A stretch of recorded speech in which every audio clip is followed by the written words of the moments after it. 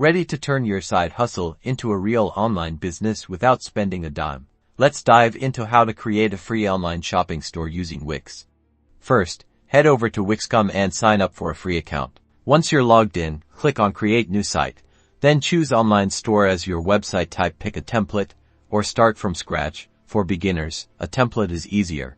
Now, in the Wix editor, find the Add Products button, click it, and begin listing your items. Include high-quality images and detailed descriptions to entice buyers. Fill in all the necessary information: €, product name, price, and a compelling description. Don't forget to add those eye-catching images. Next, set up your payment options. While the free plan has limitations, explore connecting PayPal or other available gateways to receive payments. Keep track of your stock by managing your inventory within Wix. This ensures you don't oversell and keeps your customers happy. Once you're satisfied with your store, hit publish.